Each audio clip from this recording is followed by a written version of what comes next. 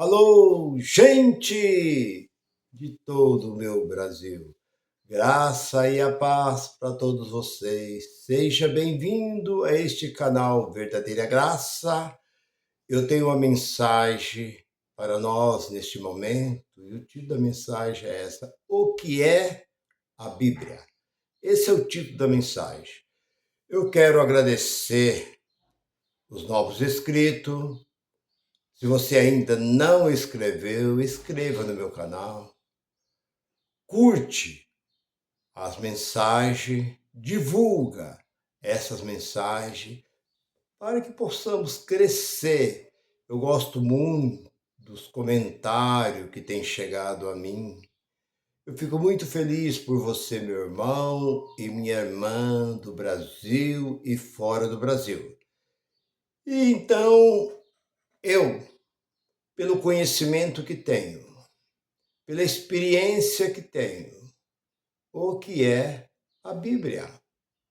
Muitos têm este livro, a Bíblia. A Bíblia é o livro mais puro, mais santo. É um livro onde é a verdadeira e santa palavra de Deus. A Bíblia devemos, todas as vezes que vamos ler a Bíblia, devemos ler a Bíblia de joelho. De joelho.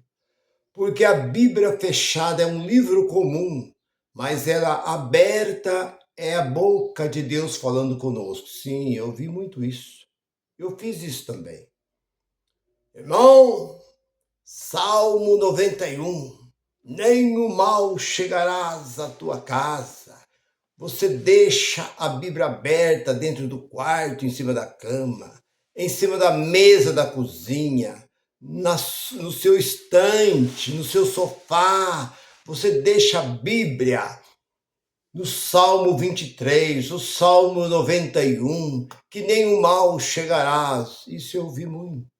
Mas eu pergunto, o que é a Bíblia? Não, porque esta Bíblia é a palavra santa, é a riqueza, ela se renova cada dia. Não. Como ela se renova cada dia? Ela foi escrita no quarto século. Se você não sabe, a Bíblia, que significa livro, que eu já disse isso em outras mensagens, mas não canso de repetir, foi escrito pelo Padre Jerome, um teólogo. Ele conhecia o grego, mas não conhecia o hebraico. Ele foi para Israel, permaneceu 8 anos aprendendo. Depois ele voltou para Roma e ele assumiu a responsabilidade de escrever este livro chamado Bíblia. Levou 16 anos dentro de um convento, escrevendo tudo à mão. E a primeira Bíblia escrita no mundo foi a Vulgata. Então você diz, irmão Nilson, mas a Bíblia... Não, irmão. Não, mas se você puder dormir, tem gente que coloca esta Bíblia, esta não, porque esta é minha, mas coloca a Bíblia debaixo do travesseiro. Eu cheguei a ponto, eu fui motorista por muitos anos, por isso quando eu digo a vocês que eu conheço muitas partes do norte, Maranhão, Pará, todo esse estado, Tocantins, Goiás, Minas, Paraná, Rio Grande, Santa Catarina, enfim, todo esse país aí do norte, Pernambuco, passei por tudo. Essa Bíblia, essa não. Eu creio que é essa mesmo. Eu carregava no painel do meu caminhão. Eu estava aqui, meu caminhão, eu colocava em cima do painel. Não deixava dentro do porta-mala, dentro do porta-luva do caminhão. Carregava em cima. E lá na parte do norte, existe muitas pessoas que necessitam muito de carona para chegar, talvez, no seu destino. E pedia. E eu dava ali uma carona àquela pessoa. Quando ela entrava lá dentro, ela deparava com essa Bíblia. Ela logo me perguntava: você é crente? Eu dizia: sim, eu sou crente. Ah, minha avó era crente, meu tio, minha mãe era crente, meu pai, ou eu tinha sempre alguém da família. Aí eu aproveitava e começava, carregava comigo um fecho, um monte daqueles, daquelas propagandas que eles fazem para dizer que chamam de folheto evangélico.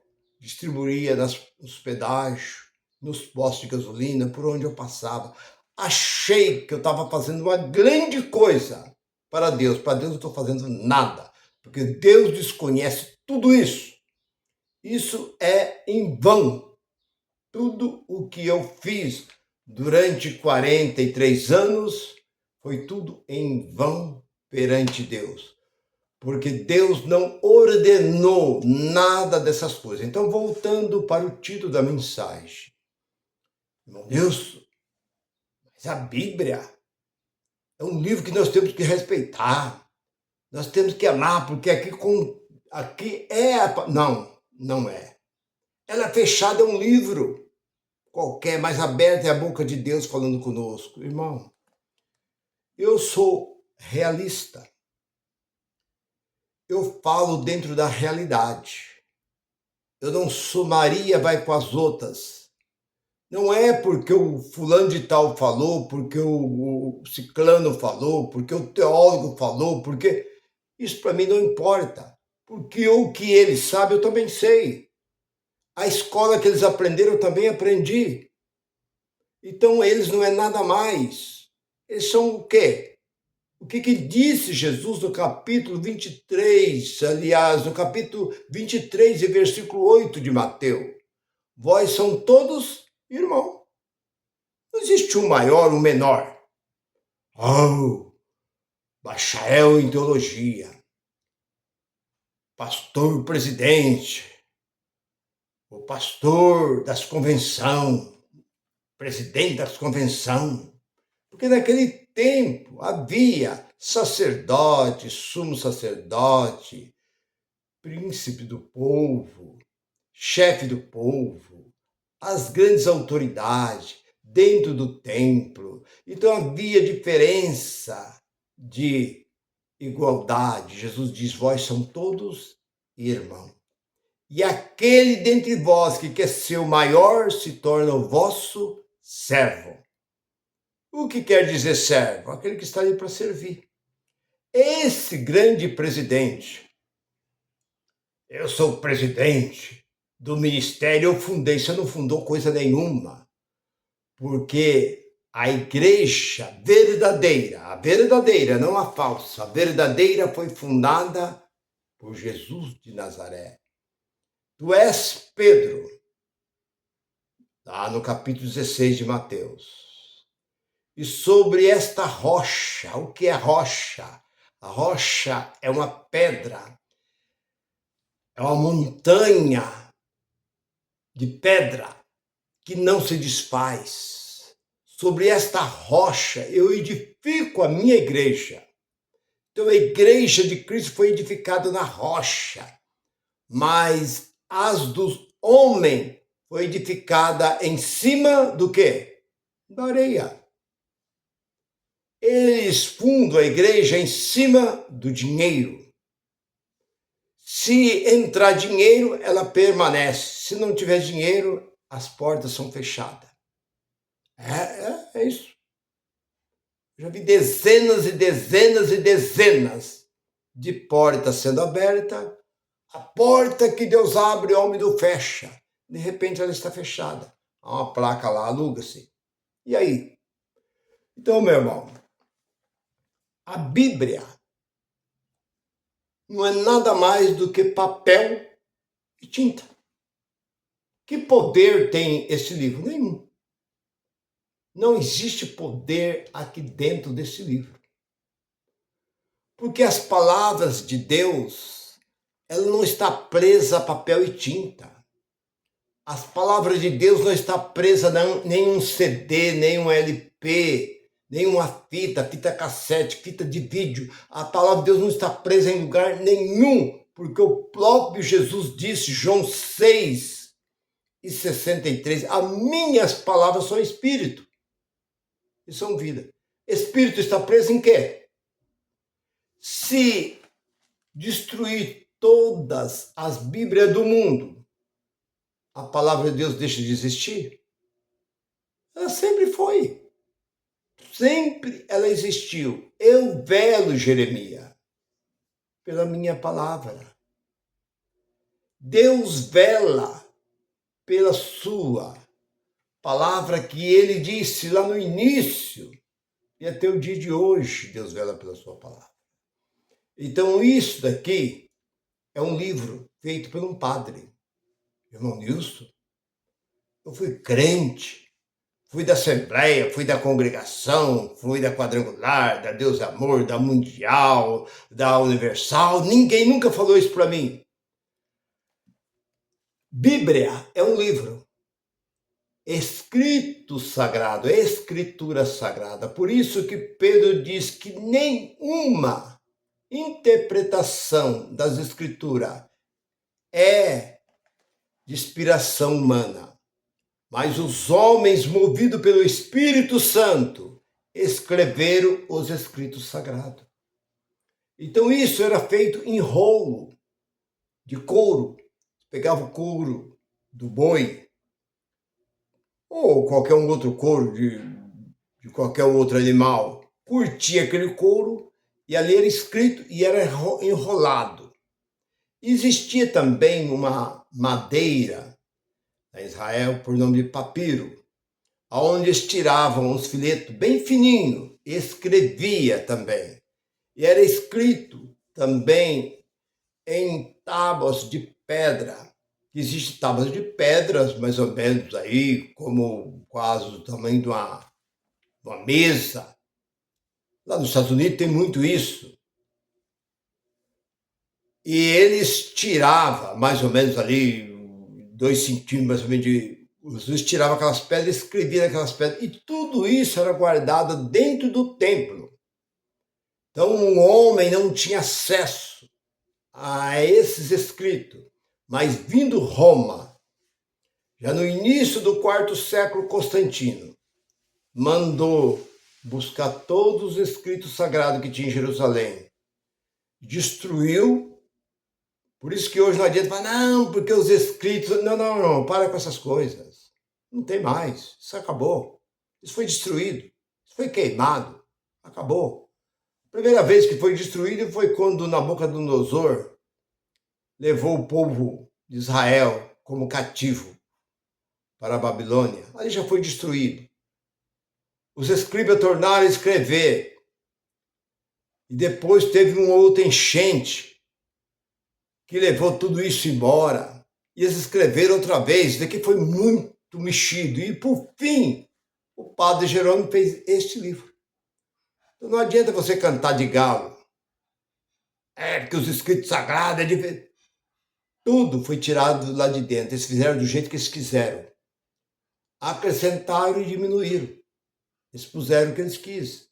O livro do Apocalipse. Houve discussão. Coloca ou não coloca? Põe ou não põe? Aí eles viram que esse livro trazia medo. Trazia pavor. Então foi isso que eles colocaram aqui dentro. Mas esse livro Apocalipse não significa nada. Sabe o que é nada? 000 para nós. Porque isso foi escrito para 7 sinagogas que estavam na Ásia Menor, para o judeu que estava disperso lá. Mas voltando. Este livro, o que é este livro?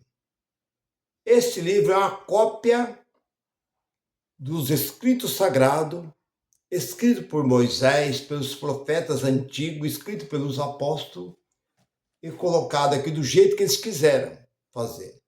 Então, hoje, não adianta você querer pegar esse livro de uma forma literal e dizer, não, eu creio na Bíblia.